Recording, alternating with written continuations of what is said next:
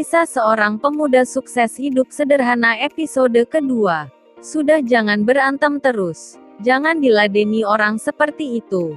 Dan lagi pula tinggal berapa hari lagi kita akan berpisah.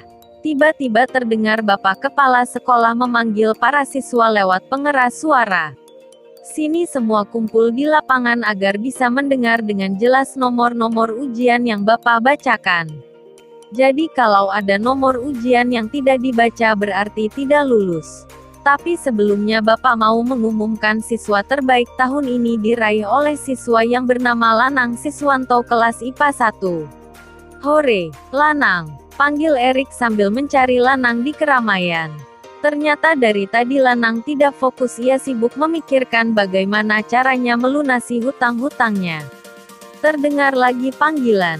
Mana siswa yang bernama Lanang Siswanto? Tolong ke depan. Mendengar namanya dipanggil kepala sekolah. Ia pun kaget, dikira ia tidak lulus. Bersamaan Erik memanggil Lanang. Ayo ke depan biar orang sombong itu melihat. Lanang pun maju ke depan. Setelah itu bapak kepala sekolah melanjutkan pembicaraannya. Inilah siswa yang terbaik. Ia berhak mendapatkan beasiswa di salah satu universitas di ibu kota dan terdengar tepuk tangan yang gemuruh. Semua siswa yang hadir. Lanang menjabat tangan bapak kepala sekolah dan para guru sambil mengucapkan terima kasih. Nomor demi nomor dibaca. Tidak terasa selesailah pengumuman dibacakan.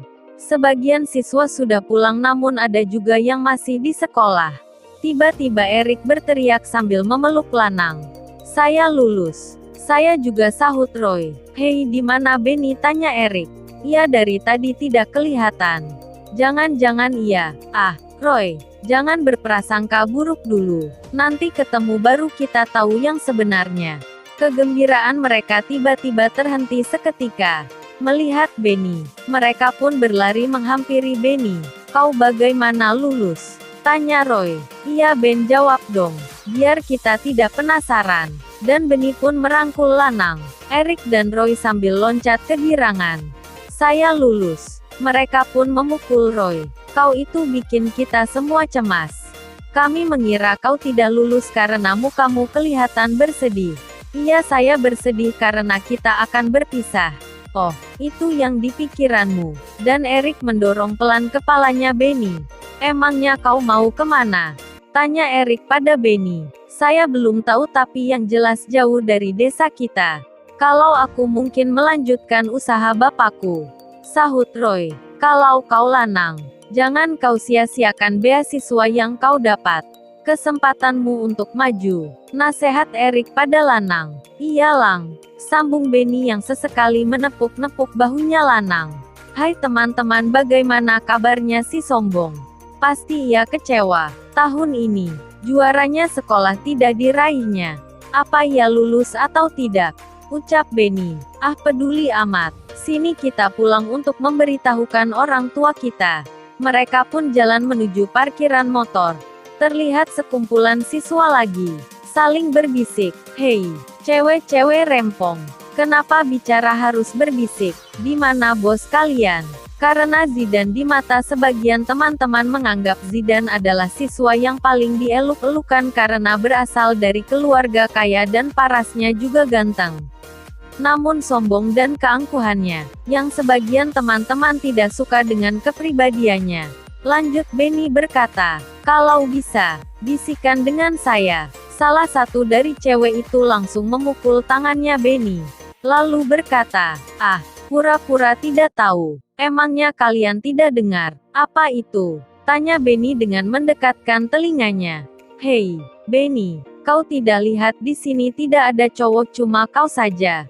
Dengan cetus cewek yang di sebelahnya memprotes keberadaan Benny. Devita pun angkat bicara. Kalau menyangkut Zidan apapun itu kami tetap mengidolakannya. Kasihan kau Devita, perasaanmu dipermainkan. Tapi kau tetap berharap. Sahut Benny. Kasihan Zidan tahun ini dikalahkan Lanang yang separuh waktu sepulang sekolah. Ia menghabiskan waktu di perkebunan kopi. Sahut Benny. Itu balasan untuk orang yang sombong. Ndak usah dikasihani orang yang seperti itu, ucap Roy. Mendengar pembicaraan itu Lanang menjawab, "Hei Benny. Roy, walaupun begitu ia tetap teman kita," sahut Lanang. "Kau ini Lanang, walaupun sering disakiti, tapi tetap kau kasihani juga." "Iyalah, Lanang kan orang yang baik hati," jawab Roy. Devita yang biasa membantu Zidan dalam semua perilakunya, entah itu mau mempermalukan Lanang atau yang lainnya, tapi sekarang ia lebih sering diam. "Ayo kita pulang," sahut Erik sambil berjalan. Singkat cerita, tibalah Lanang di rumah yang disambut ibunya dengan hati cemas. "Lanang lulus, Bu." "Syukur alhamdulillah." Dan Lanang dipeluk sama ibunya lalu berbisik, "Kau memang anak yang aku banggakan.